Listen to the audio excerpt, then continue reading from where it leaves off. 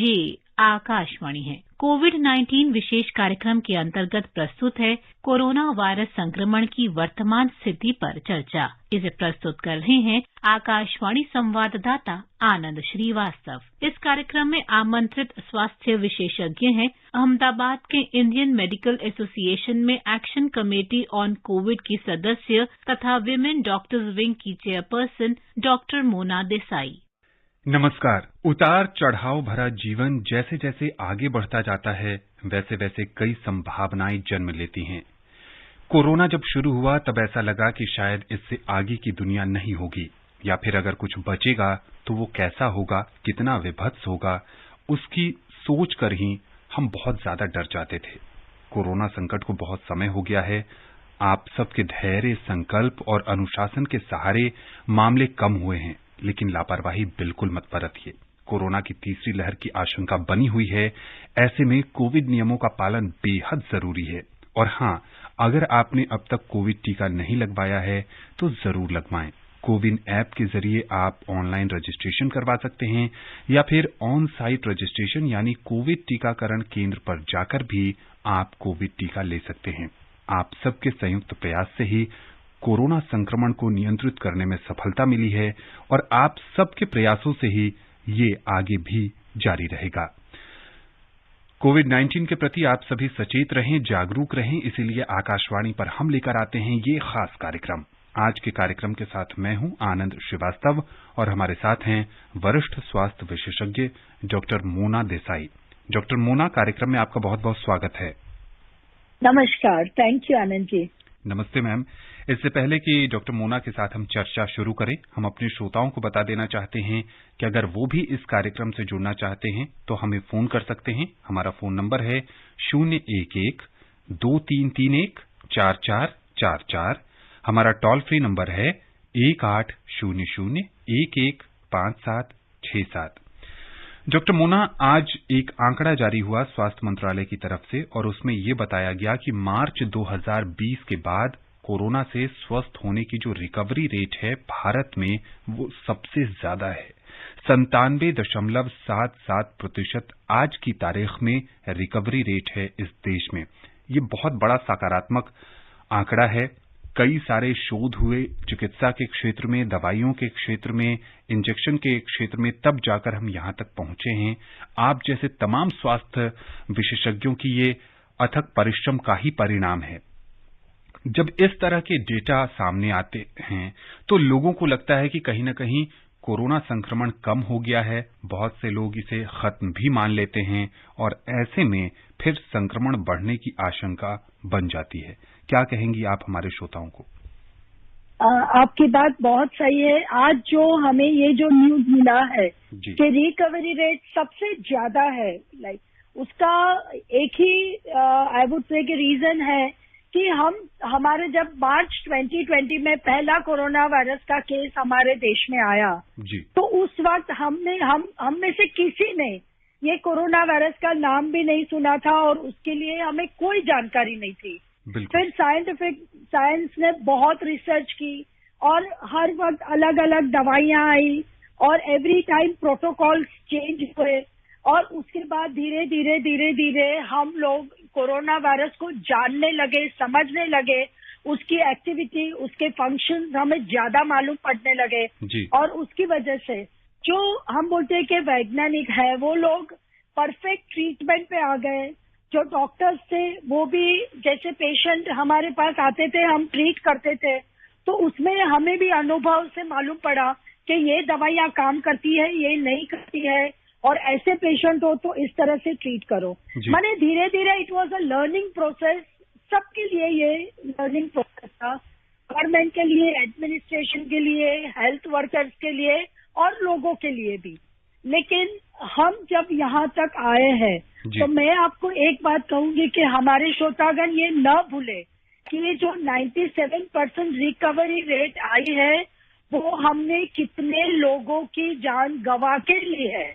हम उनकी डेथ नहीं भूल सकते। हम जो सेकेंड वेव आया था अप्रैल मई जून में वो हम नहीं भूल सकते हैं। बिल्कुल ठीक। इसलिए हमें ये बात बहुत ज्यादा समझनी चाहिए कि कोई भी पैंडेमिक है, जैसे हम हिस्ट्री में देखें, जैसे इसके पहले जो स्पेनिश फ्लू था जी 100 years बैक, वो भी 3 साल हमारे साथ रहा था जी। तो ये जो कोरोना वायरस का पैंडेमिक है, ये भी हमारे साथ, ये महामारी 3 साल रहने वाली ही है जी। इसलिए हमें अभी भी कोविड प्रोटोकॉल्स का पालन करना है। लोग हम देख रहे हैं मास्क जरा भी नहीं पहनते हैं, भीड़ वाली जगह में जाने लगे हैं, घूमने लगे हैं, कैसे ये समझ रहे हैं कि अभी कोरोना वायरस हमसे चला गया। लेकिन वी हैव टू अंडरस्टैंड कि ऐसा नहीं है। अभी भी आप देखोगे साउथ में, महाराष्ट्र में अभी भी कोविड के केसेस आ रहे हैं, डेथ हो रही है। बिल्कुल। तो हम खुश होते हैं डेफिनेटली कि रिकवरी रेट अच्छा है। वैक्सीनेशन भी आप समझो 82 करोड़ लोगों को हो गया है। This is a big achievement हमारे देश के लिए, क्योंकि हमारा देश एक गरीब देश है, एक डेवलपिंग देश है। उसमें भी अगर हम इतना हमारा पॉपुलेशन है तो more than 50% population is already vaccinated. तो ये हमारे लिए एक बहुत बड़ी सिद्धि है। लेकिन अभी भी हमें बहुत ज्यादा काम बाकी है और बहुत ज्यादा आगे जाना है। जी, आपने कोविड टीकाकरण की बात की। सरकार लगातार प्रयास कर रही है कि 18 साल से ऊपर के हर व्यक्ति को देश में कोविड टीका लगे। आज सरकार की ओर से प्रेस कॉन्फ्रेंस में ये जानकारी दी गई कि जो दिव्यांग लोग हैं और जो चलने फिरने में असमर्थ हैं, उन्हें घर पर ही टीका लगवाने की योजना बनाई जा रही है और इसके लिए कार्य रूप को अंजाम दिया जा रहा है और बहुत जल्द उनको ये सुविधा उपलब्ध होगी। डॉक्टर मोना, आप खुद भी ओपीडी में मरीजों को देखती हैं रोज, और बहुत से लोग पढ़े लिखे आज भी इस देश में हैं जिन्होंने कोविड टीका नहीं लिया है और उनके अपने अपने तर्क हैं।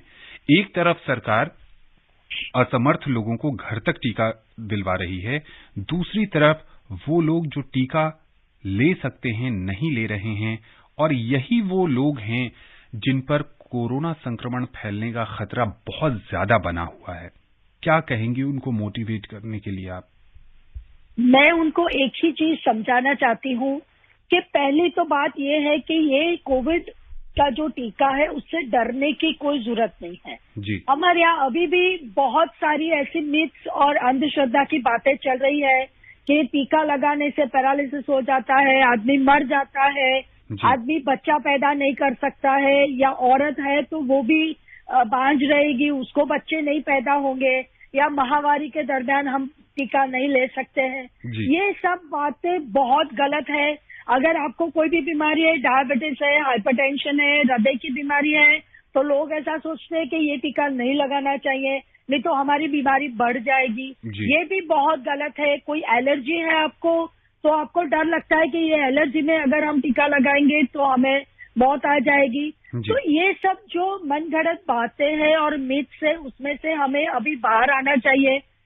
मैं तो ये कहूंगी, अगर कोई आदमी बीमार है, जिसको डायबिटीज है, हाइपरटेंशन है, हृदय की बीमारी है, तो उनको सबसे पहले जाना चाहिए, क्योंकि उनको कोविड का इन्फेक्शन लगने का रिस्क सबसे ज्यादा है जी। और ये टीकाकरण आप खुद के लिए तो कर ही रहे हो, लेकिन अगर आपको कोविड का इन्फेक्शन लगेगा, कोरोना वायरस का इन्फेक्शन लगेगा, तो आपके घर में जो छोटे छोटे बच्चे जिनके लिए अभी भी टीका नहीं उपलब्ध है, आप उनकी जान जोखिम में डाल रहे हो। तो अगर आप अपने बच्चों को या अपने घर में कोई बुजुर्ग है उनको प्यार करते हो, तो उनके लिए टीकाकरण करो, क्योंकि अगर आपने 2 टीके ले लिए तो आपको इन्फेक्शन लगने के चांसेस बहुत कम हो जाते हैं, और अगर आपको कोरोना वायरस का चीज लग भी जाता है तो वो बहुत साधारण इन्फेक्शन लगता है, आप उसमें सीरियस नहीं होते हो। तो ये बात समझिए कि डरने की कोई बात नहीं है। जब हम छोटे बच्चों को ले जाके टीका लगा सकते हैं और बच्चे थोड़ा रो लेते हैं, तो हम बड़े क्यों इतना डरते हैं टीका से? तो आई थिंक ये सबसे सेफ टीकाकरण है, और आपके सामने हमारी पूरी हेल्थ वर्कर की पूरी टीम है जिसने सब डॉक्टर्स ने टीका ले लिया है। तो जब ये विशेषज्ञ, हम डॉक्टर्स टीका ले रहे हैं, हेल्थ वर्कर्स टीका ले रहे हैं, और लेने के बाद 6-6, 8-8 महीने तक हमें कुछ भी नहीं हुआ है, हम उतने ही कार्यशील है, तो सबको ये समझना चाहिए कि ये टीकाकरण कितना सेफ है। और एक बात है कि पूरी दुनिया में एक भी ऐसा केस नहीं आया है जो कोविड-19 वैक्सीनेशन से टीका लेने के बाद कोई तंदुरुस्त आदमी मर गया हो। बिल्कुल ठीक। तो हमें उसको डरने की कोई जरूरत नहीं है। सरकार ने भी आज अपनी प्रेस कॉन्फ्रेंस में कहा है कि जो फ्रंट लाइन वर्कर्स हैं इस देश में, उनको 100% कोविड टीका लग चुका है। ऐसे में अगर आपके मन में हिचक है कोविड टीका को लेकर, तो आप किसी भी डॉक्टर से बात कर सकते हैं या टीकाकरण केंद्र पर जाइए, वहां भी चिकित्सक उपलब्ध होते हैं। आप अपनी मन की सारी शंकाएं उनके साथ साझा कर सकते हैं और आपको वो जवाब देंगे। ये देखिए, सबके सामूहिक प्रयास से ही इस संक्रमण से बचा जा सकता है, इसको कंट्रोल किया जा सकता है और इससे मुक्ति पाई जा सकती है। पहले कॉलर जुड़ गए हैं कार्यक्रम में। हरियाणा के बहादुरगढ़ से विश्वकर्मा जी हैं, स्वागत है आपका। नमस्कार। नमस्ते। मेरा क्वेश्चन है जी। एक तो क्वेश्चन ये है कि पूरे देश में कोरोना कम हो रहा है, लेकिन केरला में क्यों नहीं कम हो रहा है। दूसरा क्वेश्चन ये है कि कोविड लगाए, दूसरा कोविड दवा लेने तो क्या होगा। बहुत ज्यादा स्पष्ट आवाज नहीं है डॉक्टर मोना। इनका एक सवाल ये समझ में आया है कि अगर पहली डोज कोवैक्सीन की लगवाई जाए और दूसरी डोज कोविशील्ड की लगवाई जाए तो क्या परिणाम हो सकते हैं।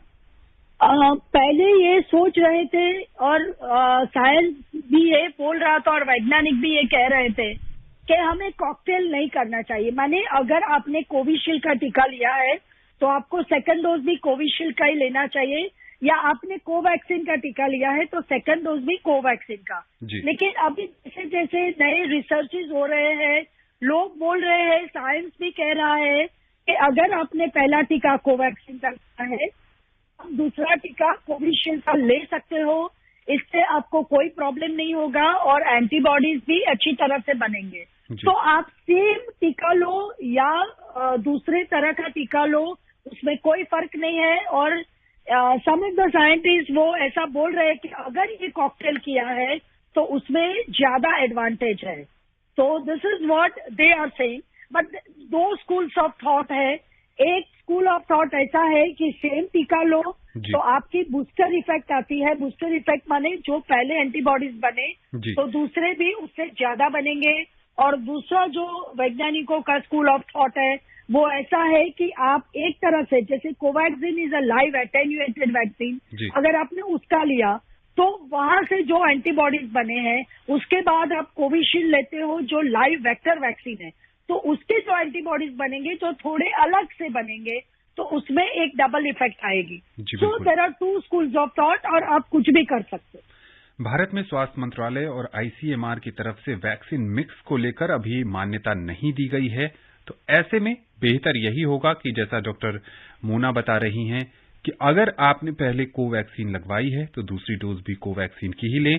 और आने वाले समय में अगर वैक्सीन मिक्स को आईसीएमआर और स्वास्थ्य मंत्रालय की ओर से मान्यता मिलती है, जैसा कि डॉक्टर मोना बता रही हैं कि कुछ देशों में इसके अच्छे परिणाम सामने आए हैं, तो आप उस दिशा में भी आगे जा सकते हैं। बड़ौद से महेश शर्मा जी जुड़ गए हैं। महेश जी, स्वागत है आपका। नमस्कार जी। नमस्ते। हमारे पूरे परिवार ने दोनों डोज ले लिए हैं और मैं चाहता हूं कि हमारा पूरा देश जो है वैक्सीनेटेड हो जाए, और जो है उसके लिए हमें क्या क्या प्रयास करने हैं। बहुत अच्छी बात आपने कही कि आपके पूरे परिवार ने अपने उत्तरदायित्व को समझा।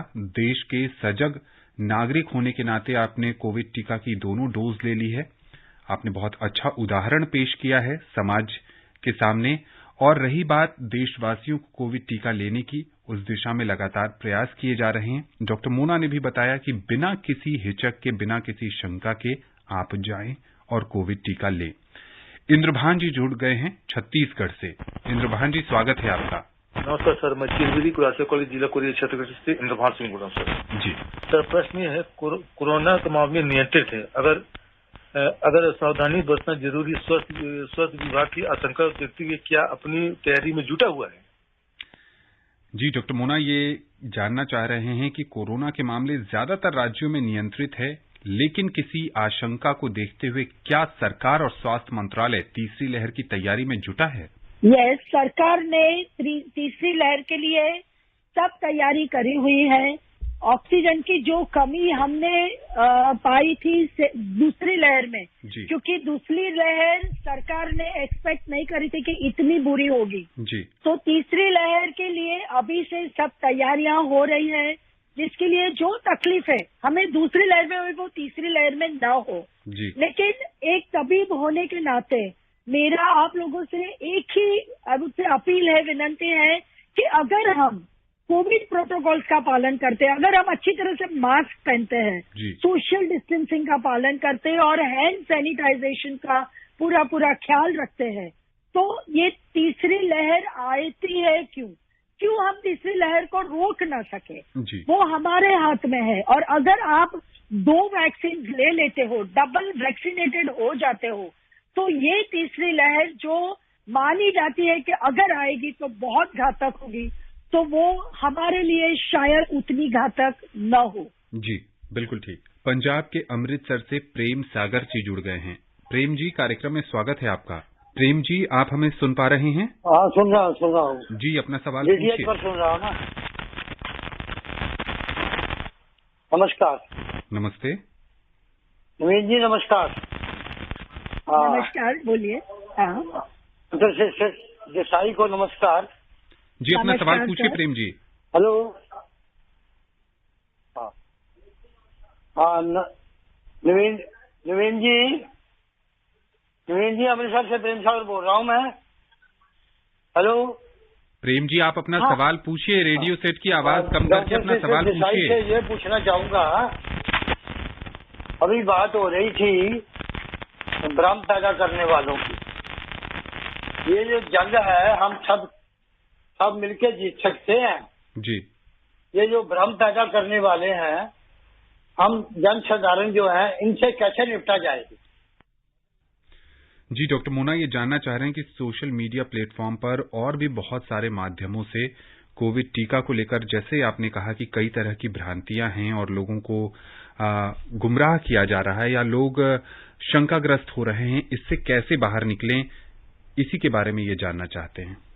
यस, ज्यादातर ये पाया गया है कि जो रूरल एरियाज है, माने गांव है जी, जहाँ लोग ज्यादा अनपढ़ है, वहाँ ये कोविड-19 वैक्सीन के टीके की जो मिथ्स बोलते हैं हम, कि उसके जो भ्रम है कि भी ये टीका से आदमी मर जाएगा, वो सब ज्यादा प्रचलित है जी। तो वो जगह पे हम ये सोचते हैं कि अगर वहाँ के सरपंच है या वहाँ के कोई आशा वर्कर है या आंगनबाड़ी जो चलाती है महिला, या तो वहाँ के जो सोशल वर्कर्स है, अगर वो ये बीड़ा ले ले, क्योंकि अगर बाहर से कोई आएगा तो गांव वाले उतना एक्सेप्ट नहीं करेंगे, लेकिन अगर उनके में से ही कोई है जो उनके लिए काम कर रहा है, अगर वो ये वैक्सीनेशन प्रमोट करेगा, तो डेफिनेटली आई थिंक लोग समझेंगे, सुनेंगे। और बहुत सारे ऐसे इंटरव्यूज भी हैं आप लोगों के पास सोशल मीडिया में, जहाँ कितने सारे सेलिब्रिटीज हैं, एक्टर्स हैं, वो लोग भी सब कोविड-19 टीका लेने के लिए एडवर्टाइजिंग करते हैं, तो आप उनको भी सुन सकते हैं, राइट? तो ये सब चीजों से उनको डेफिनेटली प्रोत्साहित कर सकते हैं। झारखंड से लक्ष्मी देवी जी जुड़ गई हैं। लक्ष्मी जी, कार्यक्रम में स्वागत है आपका। हाँ सर, नमस्ते सर। नमस्ते। मैं लक्ष्मी देवी सरायकला खरसमा से बोल रही हूँ जी। सर, मैंने दोनों डोज ले लिया है जी। फिर भी बच्चे लोग तो स्कूल जाते हैं सर, तो इसके लिए मैं आर्सेनिक 15 दिन में 2 बूंद देती हूँ। इसके अलावा मुझे क्या सावधानी बरतनी चाहिए सर? डॉक्टर मोना, कई अभिभावकों की ये चिंता है कि उनके बच्चे अब स्कूल जाने लगे हैं, क्या क्या सावधानी बरतें? जैसा कि लक्ष्मी जी ने बताया कि ये होम्योपैथी की कोई मेडिसिन भी अपने बच्चों को दे रही हैं, इसके अलावा और क्या सावधानी बरतें? यस, लक्ष्मी जी, पहली बात तो ये है कि कोरोना वायरस एक ऐसा इन्फेक्शन है जिसको आप कोई भी दवाई से रोक नहीं सकते हो जी। अगर आपको उसको रोकना है तो आपको इम्यूनिटी, माने रोग प्रतिकारक शक्ति बढ़ानी है बच्चों की, और वो बढ़ेगी अच्छे खाने से, हाई प्रोटीन डाइट से जी। दूसरी बात कि अभी बच्चों के लिए वैक्सीनेशन नहीं है, लेकिन आपने 2 टीका लगा दिया है, वो सबसे अच्छा किया है। अगर आपके बच्चे स्कूल जाते हैं तो आप उनको सिखा के भेजिए कि स्कूल में मास्क पहने रखे, सोशल डिस्टेंसिंग का पालन करें, और स्कूल के अंदर जैसे एक हैंड सैनिटाइजर साथ में आप भेजिए उनके साथ, कि कहीं भी छूते हैं तो हाथ को तुरंत साफ कर ले, मुंह और नाक को न छुए। अगर बच्चे इतनी सावधानी रखेंगे तो उनको कुछ नहीं होने वाला है। फॉर्चुनेटली एक बात बहुत अच्छी है कि पूरे विश्व में ये कोरोना वायरस ने बच्चों को थोड़ा बख्श दिया है। बच्चों में उतना सीरियस इन्फेक्शन नहीं लगता है, बहुत कम 1% से भी कम बच्चे कोरोना वायरस से मर गए हैं।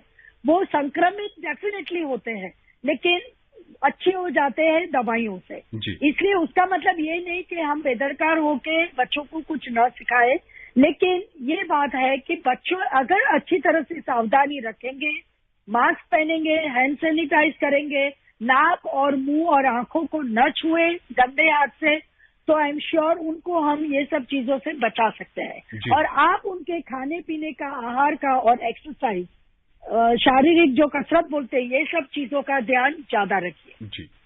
मुंबई से चंद्रेश गोहिल जी जुड़ गए हैं। चंद्रेश जी, कार्यक्रम में स्वागत है आपका। जी नमस्कार सर। नमस्ते। मैडम से सवाल मेरा ऐसा था कि मैं कल भी ये सवाल पूछा था कि स्पष्टीकरण नहीं हुआ था जी, कि मैंने कोविशील्ड वैक्सीन लिया है, 2 डोज ले चुका हूँ, तो अब मानो कि कुछ हो, आगे तीसरी लहर भी आए, तो क्या मेरे को तीसरा डोज लेना पड़े या तो कोई और वैक्सीन लेने की जरूरत पड़ सकती है? जी डॉक्टर मोना। यस, बहुत अच्छा क्वेश्चन आपने दिया है। पहले हम एक चीज हमें समझ लेनी चाहिए कि हर वक्त दूसरी बातें आती रहती है कि भी 3rd डोज लो, आपके एंटीबॉडी टाइटर करवाओ, आपका टाइटर कम हो गया है तो आपको तीसरा डोज लेना चाहिए। लेकिन यहाँ मुझे आपको एक चीज समझानी है कि एंटीबॉडीज हर एक आदमी के शरीर के अंदर आफ्टर फ्यू मंथ्स, माने 5 या 6 महीने के बाद उनका लेवल डेफिनेटली घटता है। ये एक नेचुरल हमारे बॉडी की प्रोसेस है। लेकिन जब हम 2 डोज लेते हैं तो there is something like T immunity, tissue immunity.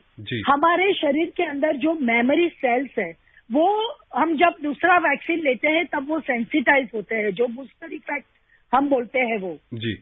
ये जो मेमोरी सेल्स हैं, जब हमें कोविड का इन्फेक्शन लगेगा, माने आपने 2 टीके कोवैक्सीन के ले लिए हैं और अगर भगवान ना करे और आपको इन्फेक्शन लग गया, जैसे ही वायरस आपके शरीर में जाएगा, आपके मेमोरी सेल्स ये वायरस को आइडेंटिफाई करेगा और उसके सामने आपके शरीर के अंदर मैक्सिमम एंटीबॉडीज तुरंत बन जाएंगे और वो ये वायरस से लड़ेगा।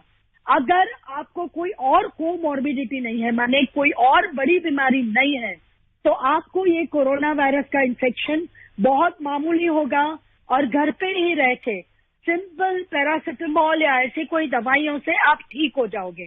आपको कोई एक्स्ट्रा वैक्सीन लेने की जरूरत नहीं पड़ेगी। बिल्कुल right. So I think you must have got your answer. Loni से मोहम्मद यामीन जी जुड़ गए हैं। यामीन जी, स्वागत है आपका। सर नमस्कार जी। मैम को भी नमस्कार जी। जी नमस्ते। मैं यामीन भाई रेडियो वाला सिरोड़ी लोनी से बोल रहा हूँ। सर मैं जानना चाह रहा था, आजकल जैसे कि बच्चों में बहुत ज्यादा वायरल चल रहा है, जुकाम खांसी और ये बुखार वगैरह चल रहा है जी, क्या यही आगे चल के क्या कोरोना में तब्दील हो जाएगा? तो ये पूछना था। और ये जानना था जैसे कि बच्चों को हो रहा है वायरल, तो इनको अलग अलग रखें रूम में या एक साथ रखें? जी अभी जो वायरस इन्फेक्शन चल रहा है, यूजुअली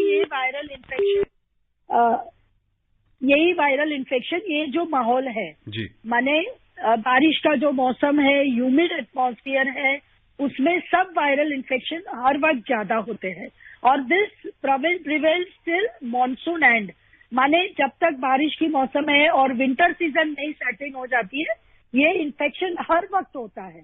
माने ऐसा नहीं है कि इस बार ही हुआ है, लेकिन ये चीज हमें समझ लेनी चाहिए कि ये वायरस और कोरोना वायरस को कोई संबंध नहीं है। माने this infection will never transfer into corona virus infection. Corona virus एक अलग एंटिटी है और ये जो वायरस, रेस्पिरेटरी वायरसेस अभी चल रहे हैं या डेंगू चल रहा है या चिकनगुनिया चल रहा है, ये जो वायरसेस है, they are definitely different kind of viruses.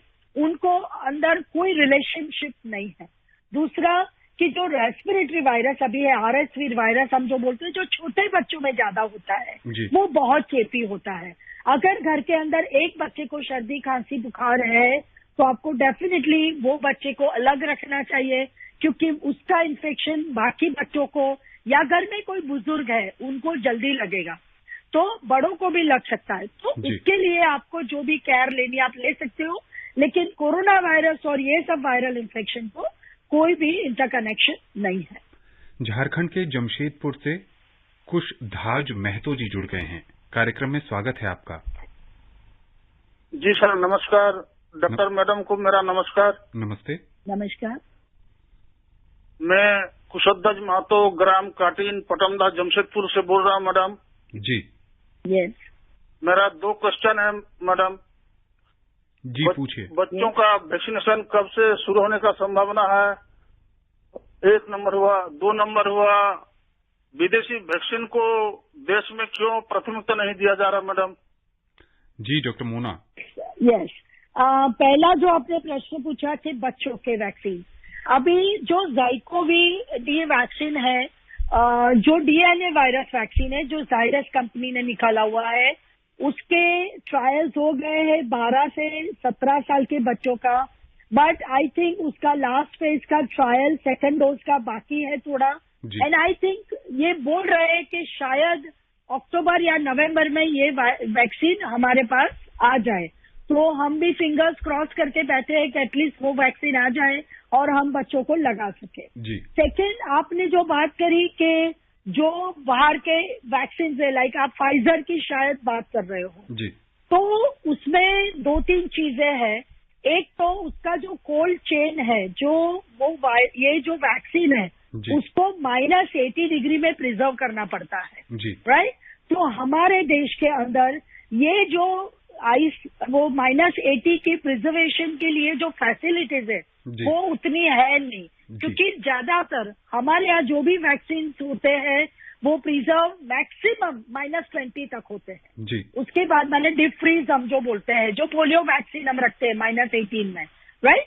उसके अलावा उसके ऊपर हमारे पास नहीं। तो अगर हम ये वैक्सीन लाते हैं तो हमें स्पेशली उसके फ्रीजिंग के लिए स्पेशल इंस्ट्रूमेंट बनाने पड़ेंगे। सेकेंड, फाइजर वालों ने जिस तरह से उनके I think they have said कि अगर कोई भी साइड इफेक्ट होती है जी, हर एक वैक्सीन में अगर कोई साइड इफेक्ट होती है तो रिस्पॉन्सिबिलिटी वो वैक्सीन का मैन्युफैक्चर अपने पर लेता है जी। This is absolutely common, but Pfizer is I think very straight away उन्होंने वो बोला है कि अगर ये वैक्सीन आपके यहाँ आता है और आपके यहाँ कोल्ड चेन में कोई चूक होती है और किसी को भी रिएक्शन आता है तो उन लोगों की कोई रिस्पॉन्सिबिलिटी नहीं है। और ये वजह से आई थिंक हमारी सरकार थोड़ी पीछे जा रही है, क्योंकि हमारे लोगों की जान भी उतनी ही मूल्यवान है, हम ये रिस्क नहीं ले सकते। बिल्कुल ठीक। और आई थिंक कोविशील्ड और कोवैक्सीन जो हमारे यहाँ इतनी अच्छी तरह से बन रहे हैं, अभी तो कोविशील्ड का उन्हीं पर ही हमें रहना चाहिए और यही 2 वैक्सीन जो उपलब्ध हैं उन्हीं को ही हमें लगवाना चाहिए। डॉक्टर मोना, कार्यक्रम में समय नहीं है कि इस पर या किसी और विषय पर आपसे चर्चा की जा सके। आकाशवाणी के इस खास कार्यक्रम से जुड़ने के लिए और विशेषज्ञ राय साझा करने के लिए आपका बहुत बहुत शुक्रिया। Thank you. नमस्कार। तो आप सब स्वस्थ रहें, खुशहाल रहें और संक्रमण से बचे रहें। कल आपसे होगी फिर मुलाकात। नमस्कार। कोविड-19 विशेष कार्यक्रम के अंतर्गत अभी आप सुन रहे थे कोरोना वायरस संक्रमण की वर्तमान स्थिति पर चर्चा, जिसे प्रस्तुत कर रहे थे आकाशवाणी संवाददाता आनंद श्रीवास्तव। इस कार्यक्रम में आमंत्रित स्वास्थ्य विशेषज्ञ थीं अहमदाबाद के इंडियन मेडिकल एसोसिएशन में एक्शन कमेटी ऑन कोविड की सदस्य तथा विमेन डॉक्टर्स विंग की चेयरपर्सन डॉक्टर मोना देसाई। ये कार्यक्रम आकाशवाणी के समाचार सेवा प्रभाग द्वारा प्रस्तुत किया गया। इसे आप हमारे mobile app news on AIR और YouTube channel news on AIR official पर भी सुन सकते हैं। इस कार्यक्रम के संबंध में अपनी प्रतिक्रिया आप हमें ईमेल कर सकते हैं। पता है AIRNSTtalks@gmail.com। ये कार्यक्रम फिर से सुनने के लिए लॉग ऑन करें हमारी वेबसाइट newsonair.nic.in।